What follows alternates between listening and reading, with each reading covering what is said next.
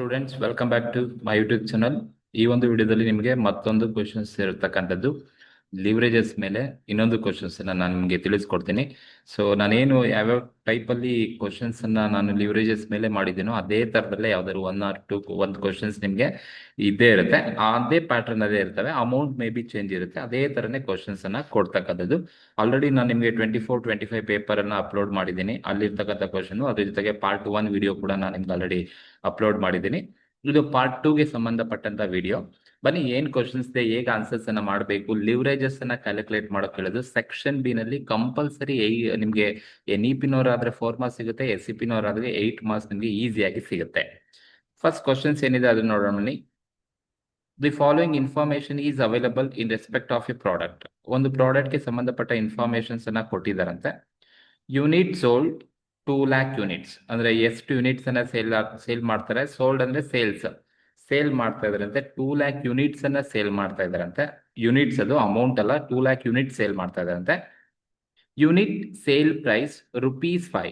Unit sale price ಅಂದ್ರೆ per unit ₹5 ಏನಿದೆ ಇದು ಪರ್ ಯೂನಿಟ್ ಅಂದ್ರೆ ಒಂದು ಯೂನಿಟ್ಗೆ ನಿಮ್ಗೆ ₹5 ಅಂತ ಹೇಳಿದ್ದಾರೆ. ಅಲ್ಲಿ ಪರ್ ಯೂನಿಟ್ ಅಂದ್ರೆ ಇಲ್ಲಿ ಹೇಳಿದ್ದಾರೆ ಯೂನಿಟ್ ಸೇಲ್ ಪ್ರೈಸ್ ಅಂದ್ರೆ ಒಂದು ಯೂನಿಟ್ ಸೇಲ್ ಮಾಡಿದ್ರೆ ₹5 ಅಂತ ಹೇಳಿದ್ದಾರೆ. ದಟ್ ಇಸ್ ₹5 ಪರ್ ಯೂನಿಟ್ ಕೊಟ್ಟಿರೋದು. ಫಿಕ್ಸ್ಡ್ ಕಾಸ್ಟ್ 2,50,000 ಕೊಟ್ಟಿದ್ದಾರೆ. ವೇರಿಯಬಲ್ ಕಾಸ್ಟ್ ಪರ್ ಯೂನಿಟ್ ಅಂದ್ರೆ ಒಂದು ಯೂನಿಟ್ಗೆ variable cost per unit ₹1.50 per unit. ಒಂದು ಯೂನಿಟ್ಗೆ 1.5 ಅಂತ ಹೇಳಿದ್ದಾರೆ. ಟ್ಯಾಕ್ಸ್ ರೇಟ್ 50% ಕೊಟ್ಟಿದ್ದಾರೆ. 10% ಡೆಟ್ ಕ್ಯಾಪಿಟಲ್ ಆಫ್ ₹6 lakh ಕೊಟ್ಟಿದ್ದಾರೆ. ಅಂದ್ರೆ 6 ಲಕ್ಷ ಡೆಟ್ ಕ್ಯಾಪಿಟಲ್ ಇದೆ, 10% ಅಂತ ಹೇಳಿದ್ದಾರೆ. Calculate all the 3 types of leverages. ನಾವು ಕ್ಯಾಲ್ಕುಲೇಷನ್ಸ್ ಮಾಡಬೇಕಾದ್ರು 3 ಟೈಪ್ಸ್ ಆಫ್ ಲಿವರೇಜಸ್. 3 ಟೈಪ್ಸ್ ಯಾವ್ದಪ್ಪ ಅಂದ್ರೆ operating, financial leverage, combine leverage. 3 leverages calculations ಮಾಡಬೇಕಾಗುತ್ತೆ. ನೋಡಿ, ಇದು ಕ್ವಶನ್ಸ್ ಕೊಟ್ಟಿರೋದು. ನಿಮ್ಗೆ ಆಲ್ರೆಡಿ ನಾನು ತಿಳಿಸಿದ್ದೀನಿ. ಲಿವರೇಜಸ್ ಕ್ಯಾಲ್ಕುಲೇಷನ್ಸ್ ಮಾಡಬೇಕು ಅಂದ್ರೆ ಫಸ್ಟ್ ಇನ್ಕಮ್ ಸ್ಟೇಟ್ಮೆಂಟ್ ಪ್ರಿಪೇರ್ ಮಾಡಬೇಕು. ಹೇಗೆ ಇನ್ಕಮ್ ಸ್ಟೇಟ್ಮೆಂಟ್ ಪ್ರಿಪೇರ್ ಮಾಡ್ತೀರಾ ಅಂತ ಹೇಳಿದ್ರೆ ಅಂದ್ರೆ ಕಂಪಲ್ಸರಿ ನೀವು ಇನ್ಕಮ್ ಸ್ಟೇಟ್ಮೆಂಟ್ ಮಾಡಬೇಕು. ಸೊ ಇನ್ಕಮ್ ಸ್ಟೇಟ್ಮೆಂಟ್ ಆಲ್ರೆಡಿ ಗೊತ್ತು. ನೀವೇನ್ ತಗೋಬೇಕು ಫಸ್ಟ್ ಅಂದ್ರೆ ಸೇಲ್ಸ್ ತಗೋಬೇಕು.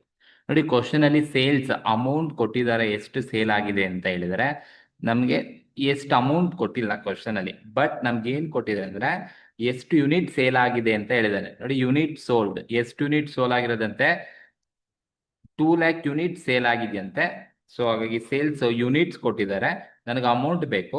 ಸೊ ಸೇಲ್ ಆಗಿರೋದು 2 lakh ಯೂನಿಟ್ ಸೇಲ್ ಆಗಿದೆ ಇಂಟು ಒಂದು ಯೂನಿಟ್ಗೆ sale price unit sale price ಅಂದ್ರೆ ಒಂದು ಯೂನಿಟ್ಗೆ ಎಷ್ಟು ಸೇಲ್ ರುಪೀಸ್ ಇರ್ತಕ್ಕಂಥದ್ದು. ಸೆಲ್ಲಿಂಗ್ ಪ್ರೈಸ್ ಬಂದು ₹5 ಅಂತ ಹೇಳಿದ್ದಾರೆ.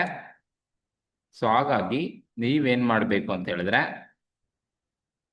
ಸೇಲ್ಸ್ ಅಮೌಂಟ್ ಕೊಟ್ಟಿಲ್ಲ ಅಂತ ಹೇಳಿದ್ರೆ ನಂಬರ್ ಆಫ್ ಯೂನಿಟ್ಸ್ ಕೊಟ್ಟಿರ್ತಾರೆ ಇಂಟು ನೀವು ಪರ್ ಯೂನಿಟ್ ಮಾಡಬೇಕು. ಈಗ ಸೇಲ್ ನನ್ನ ಹತ್ರ 2 lakh ಯೂನಿಟ್ಸ್ ಸೇಲ್ ಮಾಡ್ತಾನೆ, ಅಟ್ ₹5 ಹಂಗೆ ಸೇಲ್ ಮಾಡ್ತಾ ಇದ್ದೀನಿ ಅಂತ ಹೇಳಿದ್ರೆ 2 lakh ಇಂಟು 5 ಮಾಡಿದ್ರೆ ನಮ್ಗೆ ಎಷ್ಟು ಬರುತ್ತಪ್ಪ ಅಂತ ಹೇಳಿದ್ರೆ ₹5 ಹಂಗೆ ಸೇಲ್ ಮಾಡ್ತಾ ಇದ್ದಾನೆ. ಸೊ ಹಾಗಾಗಿ ನನಗೆ 2 lakh ಇಂಟು 5 ಮಾಡಿದ್ರೆ ನನಗೆ ₹10 lakh ಸೇಲ್ ಸಿಗುತ್ತೆ.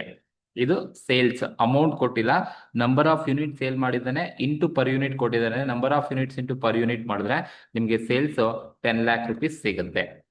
ಈ ಸೇಲ್ಸ್ ಅಲ್ಲಿ ನೀವೇನ್ ಮಾಡ್ಬೇಕು ಅಂದ್ರೆ ಲೆಸ್ ಮಾಡ್ಬೇಕಪ್ಪ ಅಂದ್ರೆ ವೇರಿಯಬಲ್ ಕಾಸ್ಟ್ ಲೆಸ್ ಮಾಡ್ಬೇಕು. ನೋಡಿ, ವೇರಿಯಬಲ್ ಕಾಸ್ಟ್ ಅಮೌಂಟ್ ಕೊಟ್ಟಿದಾರ ನೋಡಿ, ವೇರಿಯಬಲ್ ಕಾಸ್ಟ್ ಕೊಟ್ಟಿದ್ದಾರೆ ಪರ್ ಯೂನಿಟ್ 1.50 ಇದೆ ಅಂತೆ. ನೋಡಿ, ಒಂದು ಯೂನಿಟ್ಗೆ 1.50 ವೇರಿಯಬಲ್ ಕಾಸ್ಟ್ ಇದ್ರೆ ನನ್ನ ಹತ್ರ ಹಾಗಾದ್ರೆ ಎಷ್ಟು ಯೂನಿಟ್ಸ್ ಪ್ರಾಬ್ಲಮ್ ಅಲ್ಲಿ ಕೊಟ್ಟಿರೋದು 2 lakh ಯೂನಿಟ್ಸ್ ಕ್ವಶನ್ ಅಲ್ಲಿ ಕೊಟ್ಟಿರೋದು. ಹಾಗಾಗಿ ನೀವು variable cost number of per unit ಕೊಟ್ಟಿದ್ದಾರೆ ಅಂತ ಹೇಳಿದ್ರೆ 2 lakh ಯೂನಿಟ್ಸ್ ಇದೆ.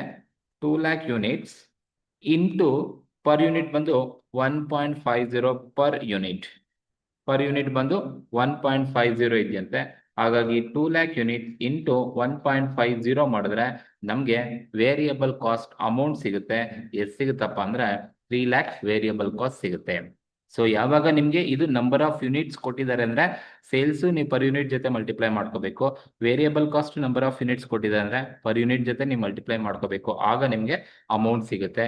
ಈಗ ಸೇಲ್ಸ್ 10 lakh ಇದೆ, ವೇರಿಯಬಲ್ ಕಾಸ್ಟ್ 3 lakh ಇದೆ. ಲೆಸ್ ಮಾಡಿದ್ರೆ ನನಗೆ ಬರ್ತಕ್ಕಂಥದ್ದೇ 7 lakh. ಇದನ್ನ ನಾವೇನಂತ ಕರಿತೀವಪ್ಪ ಅಂದ್ರೆ ಕಾಂಟ್ರಿಬ್ಯೂಷನ್ಸ್ ಅಂತ ಕರಿತೀವಿ. Sales less variable cost you will get contribution ನಿಮ್ಗೆ ಸಿಗುತ್ತೆ. ಈ ಕಾಂಟ್ರಿಬ್ಯೂಷನ್ಸ್ ಅಲ್ಲಿ ನೀವು ಏನ್ ಲೆಸ್ ಮಾಡಬೇಕು ಅಂದ್ರೆ ಲೆಸ್ ಫಿಕ್ಸ್ಡ್ ಕಾಸ್ಟ್. ಯೂಶುವಲ್ ಆಗಿ ಫಿಕ್ಸ್ಡ್ ಕಾಸ್ಟ್ ನ ಕ್ವಶನ್ ಅಲ್ಲೇ ಕೊಟ್ಟಿರ್ತಾರೆ, ತಲೆ ಕೆಡಿಸ್ಕೊಳಕ್ ಹೋಗ್ಬೇಡಿ. ನೋಡಿ ಇಲ್ಲಿ ಕ್ವಶನ್ ಅಲ್ಲೇ ಫಿಕ್ಸ್ಡ್ ಕಾಸ್ಟ್ ಕೊಟ್ಟಿದ್ದಾರೆ, 2,50,000 ಕೊಟ್ಟಿದ್ದಾರೆ. ಸೊ ಹಾಗಾಗಿ 2,50,000 ಫಿಕ್ಸ್ಡ್ ಕಾಸ್ಟ್ ಇದೆ.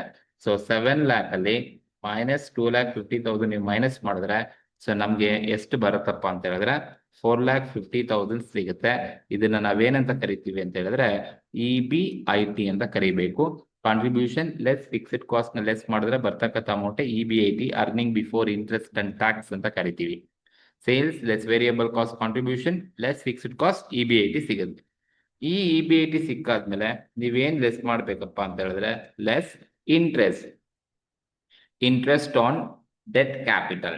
ನೋಡಿ, ಡೆಟ್ ಕ್ಯಾಪಿಟಲ್ ಅಥವಾ ಡಿಬೆಂಚರ್ ಕ್ಯಾಪಿಟಲ್ ಅಂತ ಕೊಟ್ಟಿರ್ತಾರೆ. ಅದ್ರ ಮೇಲೆ ನೀವೇನಾದ್ರೂ ಸಾಲ ತಗೊಂಡ್ಬಂದಿದ್ರೆ ಆ ಸಾಲದ ಮೇಲೆ ಇಂಟ್ರೆಸ್ಟ್ ಅನ್ನ ನೀವು ಲೆಸ್ ಮಾಡ್ಬೇಕಾಗತ್ತೆ.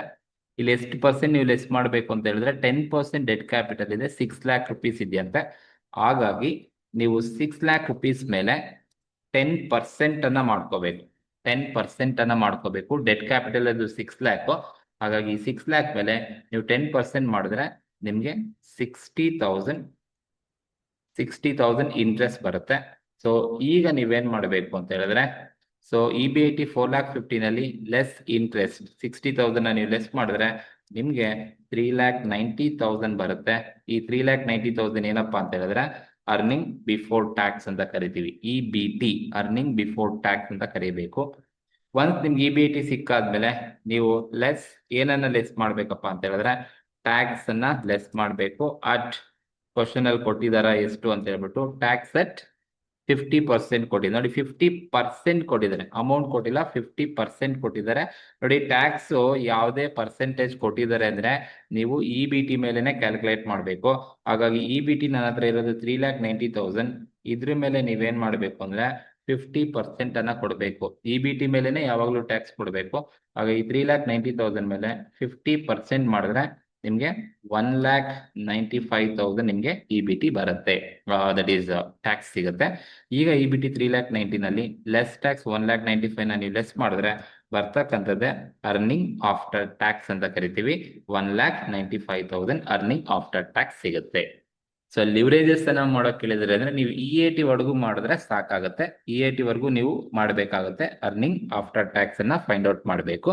ಸೊ ಹಾಗಾಗಿ ಈ income statement mandatory. Sales less variable cost contribution ಸಿಗುತ್ತೆ, ಲೆಸ್ ಫಿಕ್ಸ್ಡ್ ಕಾಸ್ಟ್ EBIT ಸಿಗುತ್ತೆ, less interest on debt capital or debenture capital ಮೇಲೆ ಇಂಟ್ರೆಸ್ಟ್ ಕೊಡಬೇಕು.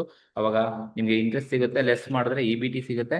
ಈ EBT ಮೇಲೆ ಟ್ಯಾಕ್ಸ್ ಕೊಟ್ಟಿದ್ರೆ ಲೆಸ್ ಮಾಡಿ, ಕೊಟ್ಟಿಲ್ಲ ಅಂದ್ರೆ ನೀವು ಅದನ್ನ 0 ಅಂತ ತೋರಿಸಿ ತಗೊಳಕ್ ಹೋಗ್ಬೇಡಿ. ಕೊಟ್ಟಿದ್ರೆ ಮಾತ್ರ ಟ್ಯಾಕ್ಸ್ ನ ಕ್ಯಾಲ್ಕುಲೇಷನ್ಸ್ ಮಾಡಿ, ಕೊಟ್ಟಿಲ್ಲ ಅಂದ್ರೆ ಅದನ್ನ ತಲೆ ಕೆಡಿಸ್ಕೊಳಕ್ಕೆ ಹೋಗ್ಬೇಡಿ. ಸೊ ಇದು ಇರ್ತಕ್ಕಂಥದ್ದು ಇನ್ಕಮ್ ಸ್ಟೇಟ್ಮೆಂಟ್ ಅಲ್ಲಿ. ನಮಗೆ ಕ್ಯಾಲ್ಕುಲೇಟ್ ಮಾಡೋಕೆ ಹೇಳೋದು ಲಿವರೇಜಸ್. ಸೊ ಹಾಗಾಗಿ ನಾವು ನೆಕ್ಸ್ಟ್ ಏನ್ ಮಾಡ್ಬೇಕು ಅಂದ್ರೆ ಕ್ಯಾಲ್ಕುಲೇಷನ್ ಆಫ್ ಲಿವರೇಜಸ್. 3 ಲಿವರೇಜಸ್ ಅನ್ನ ಕ್ಯಾಲ್ಕುಲೇಷನ್ಸ್ ಅನ್ನ ಮಾಡಬೇಕು. ನೋಡಿ, ನಮ್ಗೆ ಹೇಳೋದು ಲಿವರೇಜಸ್ ಅನ್ನ ಕ್ಯಾಲ್ಕುಲೇಟ್ ಮಾಡ್ಲಿಕ್ಕೆ 3 ಟೈಪ್ಸ್ ಅಂದ್ರೆ ಈ 3 ಲಿವರೇಜ್ ಗೊತ್ತಿರಬೇಕು. ಒಂದು operating leverage, financial leverage, combined leverage. Operating leverage formula ಏನಪ್ಪಾ ಅಂದ್ರೆ contribution divided by EBIT. Financial leverage ಬಂದು EBIT divided by EBT. Combine ಬಂದು operating leverage into financial leverage ಮಾಡಿದ್ರೆ ನಿಮಗೆ ಕಂಬೈನ್ ಲಿವರೇಜ್ ಸಿಗುತ್ತೆ. ನೋಡಿ, ಈ 3 ಲಿವರೇಜಸ್ ಮಾಡಬೇಕು ಅಂದ್ರೆ ನೀವು ಇನ್ಕಮ್ ಸ್ಟೇಟ್ಮೆಂಟ್ ಮ್ಯಾಂಡೇಟರಿ ಕಂಪಲ್ಸರಿ ಆಗಿ ಮಾಡಲೇಬೇಕು. ಈಗ ಫಸ್ಟ್ ನೋಡಿ, ಆಪರೇಟಿಂಗ್ ಲಿವರೇಜ್ ಫಾರ್ಮುಲಾ ಏನ್ ಹೇಳುತ್ತೆ, ಕಾಂಟ್ರಿಬ್ಯೂಷನ್ ಡಿವೈಡೆಡ್ ಬೈ EBIT. ನಮಗೆ ಕ್ವಶನ್ ಅಲ್ಲಿ ಕಾಂಟ್ರಿಬ್ಯೂಷನ್ ಕೊಟ್ಟಿಲ್ಲ, EBIT ಕೊಟ್ಟಿಲ್ಲ. ಹಾಗಾಗಿ ನಾನು ಇನ್ಕಮ್ ಸ್ಟೇಟ್ಮೆಂಟ್ ಅನ್ನ ಪ್ರಿಪೇರ್ ಮಾಡಿದಾಗ ನನಗೆ ಕಾಂಟ್ರಿಬ್ಯೂಷನ್ 7 lakh ಸಿಕ್ಕಿದೆ, EBIT 4,50,000 ಸಿಕ್ಕಿದೆ. ಈ ಫಾರ್ಮುಲಾಗೆ ಅಪ್ಲೈ ಮಾಡಿ ಅಷ್ಟೇ. So operating leverage equals contribution 7 lakh rupees ಇದೆ, 7 lakh ಡಿವೈಡೆಡ್ ಬೈ 4,50,000 ಮಾಡಿದ್ರೆ ನಿಮ್ಗೆ ಆಪರೇಟಿಂಗ್ ಲಿವರೇಜ್ ಸಿಗುತ್ತೆ. 7 lakh ಡಿವೈಡೆಡ್ ಬೈ 4,50,000 ಮಾಡಿದ್ರೆ ನಿಮ್ಗೆ ಆಪರೇಟಿಂಗ್ ಲಿವರೇಜ್ 1.5 ಸಿಗುತ್ತೆ. That is 1.5 is operating leverage ಅಂತ ಕರಿತೀವಿ. 7 lakh ಡಿವೈಡೆಡ್ ಬೈ 4,50,000 ಮಾಡಿದ್ರೆ 1.55 ನಿಮ್ಗೆ ಆಪರೇಟಿಂಗ್ ಲಿವರೇಜ್ ಸಿಗುತ್ತೆ. ಇದು ಮೊದಲನೇದು ಆಪರೇಟಿಂಗ್ ಲಿವರೇಜ್. ಎರಡನೇದು ಬಂದು ಫಿನಾನ್ಷಿಯಲ್ ಲಿವರೇಜ್ ಮಾಡ್ತೀರಾ ಅಂದ್ರೆ EBIT ಡಿವೈಡೆಡ್ ಬೈ EBT. ನೋಡಿ, EBIT 4,50,000 ಇದೆ, EBT 3,90,000 ಇದೆ. ಅಪ್ಲೈ ಫಾರ್ ದಿ ಫಾರ್ಮುಲಾಗೆ ಅಪ್ಲೈ ಮಾಡಿ. 4,50,000 ಡಿವೈಡೆಡ್ ಬೈ 3,90,000 EBT ಇದೆ. So 4,50,000 divided by 3,90,000. You will get 1.15 ಸಿಗುತ್ತೆ. So financial leverage 1.15 is financial leverage. ಇದು ಫಿನಾನ್ಷಿಯಲ್ ಲಿವರೇಜ್ ಅಂತ ಕರಿತೀವಿ. ಇವೆರಡು ಸಿಕ್ಕಿದೆ ಅಂದ್ರೆ ನಿಮಗೆ ಕಂಬೈನ್ಡ್ ಲಿವರೇಜ್ ಸಿಕ್ಕೋಯ್ತು ಅಂತ ಅರ್ಥ. Operating leverage into financial leverage ಮಾಡಬೇಕು. ಸೊ ನಿಮಗೆ ಆಪರೇಟಿಂಗ್ ಲಿವರೇಜ್ ಎಷ್ಟಿದೆಯಪ್ಪ ಅಂದ್ರೆ 1.55 ಆಪರೇಟಿಂಗ್ ಲಿವರೇಜ್ ಇದೆ, ಇಂಟು 1.15 ಬಂದು ಫಿನಾನ್ಷಿಯಲ್ ಲಿವರೇಜಸ್ ಇದೆ. ಹಾಗೆ 1.55 ಇಂಟು 1.15 ಮಾಡಿದ್ರೆ ನಿಮಗೆ ಕಂಬೈನ್ಡ್ ಲಿವರೇಜ್ ಬಂದು ಎಷ್ಟು ಸಿಗುತ್ತಪ್ಪ ಅಂದ್ರೆ 1.78 ನಿಮಗೆ ಕಂಬೈನ್ಡ್ ಲಿವರೇಜ್ ಸಿಗುತ್ತೆ. ಇದು ಲಿವರೇಜಸ್ ಅನ್ನ ಮಾಡ್ತಕ್ಕಂಥ ರೀತಿ. ಸೊ ಇದು ಲಿವರೇಜಸ್ ನೀವು ಕ್ಯಾಲ್ಕುಲೇಷನ್ಸ್ ಅನ್ನ ಮಾಡ್ಲಿಕ್ಕೆ 4 ಮಾರ್ಕ್ಸಿಗೆ ಕೇಳ್ತಾರೆ. ಸೊ ಈ ಲಿವರೇಜಸ್ ಅನ್ನ ಕ್ಯಾಲ್ಕುಲೇಟ್ ಮಾಡಬೇಕು ಅಂದ್ರೆ ನೀವು ಇನ್ಕಮ್ ಸ್ಟೇಟ್ಮೆಂಟ್ ಕಂಪಲ್ಸರಿಯಾಗಿ ಮಾಡಲೇಬೇಕು. ಇನ್ಕಮ್ ಸ್ಟೇಟ್ಮೆಂಟ್ ಕರೆಕ್ಟ್ ಆಗಿ ಓದಿದ್ರೆ ನಿಮಗೆ ಸೆಕ್ಷನ್ ಬಿ ಆನ್ಸರ್ ಒಂದು ಕ್ವಶನ್ ನಿಮ್ಗೆ ಈಸಿಯಾಗಿ ಸಿಗುತ್ತೆ, ಒಂದು ಕಂಪಲ್ಸರಿಯಾಗಿ ಇರುತ್ತೆ. ಸೊ ಈ ಒಂದು ವಿಡಿಯೋ ನಿಮ್ಗೆ ಇಷ್ಟ ಆಗಿದ್ರೆ ಪ್ಲೀಸ್ ಶೇರ್ ಮಾಡಿ, ಲೈಕ್ ಮಾಡಿ, ಕಮೆಂಟ್ ಮಾಡಿ, ಆದಷ್ಟು ನಿಮ್ಮ ಫ್ರೆಂಡ್ಸ್ ಕೇಳಿ ಸಬ್ಸ್ಕ್ರೈಬ್ ಮಾಡ್ಕೊಳಕ್ಕೆ ಹೇಳಿ. Thank you very much. ಮತ್ತೆ ನಾವು ನಿಮಗೆ ಈ ಒಂದು ಚಾಪ್ಟರ್ ಅಲ್ಲಿ ಮುಂದಿನ ವಿಡಿಯೋದಲ್ಲಿ ನಾನು ನಿಮಗೆ ಸೆಕ್ಷನ್ ಸಿ ಬಗ್ಗೆ ತಿಳಿಸ್ಕೊಡ್ತೀನಿ. ಸೆಕ್ಷನ್ ಸಿ ನಲ್ಲಿ ಯಾವೆಲ್ಲ ಕ್ವಶನ್ಸ್ ಬರುತ್ತೆ ಈ ಚಾಪ್ಟರ್ ಅಲ್ಲಿ 4 ತರ ಇದೆ. ಆ 4 ತರದ ಕ್ವಶನ್ಸ್ ನಾನು ನಿಮಗೆ ಅಪ್ಲೋಡ್ ಮಾಡ್ತೀನಿ. Thank you very much.